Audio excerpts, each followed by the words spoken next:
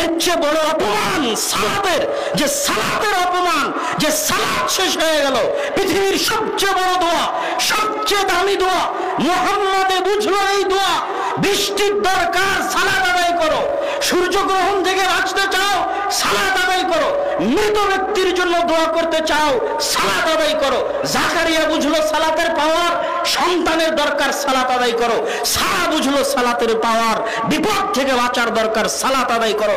সালাতের মতো এত শক্তিশালী, এত পাওয়ারফুল ইবাদত, এত সর্বশ্রেষ্ঠ দোয়া, সর্বোত্তম দোয়া শেষ হওয়ার পরে হুজুরে বলছে যে দোয়া করালো না, মুরব্বিতে বলছে দোয়া করালো না। এর চেয়ে বড় অপমান আসমানের নিচে জমিনের উপরে সালাতের আর হতে পারে না। ওই মুরব্বিকে, ওই হুজুরকে আরো 100 বছর পড়তে হবে সালাত কাকে বলে এটা বোঝার জন্য।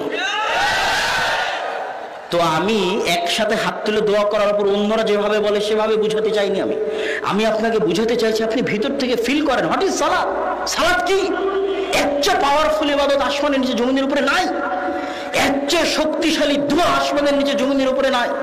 আপনি যে কোনো বিপদে পড়েন না কেন, সব বিপদ থেকে আপনাকে উদ্ধার করতে পারে যদি সালাতের মাধ্যমে আল্লাহকে ডাকেন। আর সালাতের মাধ্যমে আল্লাহকে ডাকলে যত দ্রুত পাওয়া যায়, যত কাছে পাওয়া যায়, পৃথিবীর আর কোনো মাধ্যম নয় আল্লাহকে ডাকার। এর চেয়ে শক্তিশালী, এর চেয়ে পাওয়ারফুল। যেই দিন আপনি সালাত বুঝে যাবেন, সেই দিন আপনি বুঝবেন আল্লাহু আকবার বলে দোয়া শুরু হয়েছিল আর আসসালামু আলাইকুম বলে দোয়া শেষ হয়েছিল। কিন্তু এটা আপনি বুঝেননি, এই জন্য আপনি তখন বেদাতে লিপ্ত আছেন। সম্মানিত উপস্থিতি, আল্লাহ সুবহানাহু ওয়া তাআলা আমাদেরকে রাসূল সাল্লাল্লাহু আলাইহি ওয়াসাল্লামের সুন্নাতের উপর আমল করার এবং সালাতের গুরুত্ব, সালাতের মর্যাদা। সালাত হচ্ছে, আজকের বক্তব্যের শেষে আরেকটা কথা বলে যাই, রব্বি জাআলনি মুকিমাস সালাহ। ইব্রাহিম আলাইহিস সালামের দোয়া, আল্লাহ গো আমাকে নামাজ আদায়কারী বানান, অমিন যুররিয়াতি, আমার পরবর্তী বংশধরকে নামাজ আদায়কারী বানান।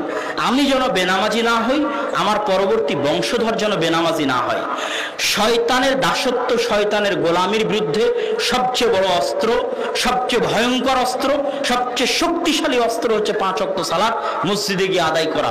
যে 5 ওয়াক্ত সালাত মসজিদে গিয়ে আদায় করতে পারবে নিয়মিত, ও শয়তানের বিরুদ্ধে সবচেয়ে বড় জিহাদ, সবচেয়ে সফল জিহাদ পরিচালনা করতে পারবে।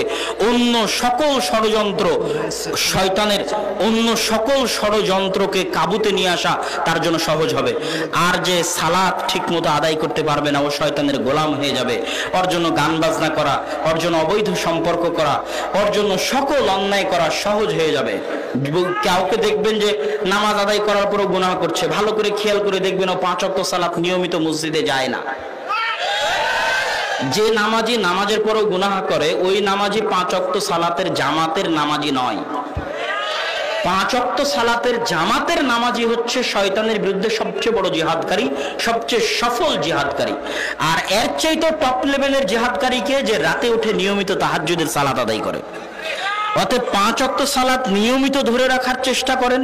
জান্নাত অত কঠিন কিছু নয়, জান্নাত সহজ, গরিব মানুষের জন্য আরো সহজ। খালি 5 ওয়াক্ত সালাত আদায় করবেন আর কোরআন তেলাওয়াত করবেন, রমজান মাসে সিয়াম পালন করবেন, জান্নাতে শান্তিতে প্রবেশ করবেন ইনশাআল্লাহ।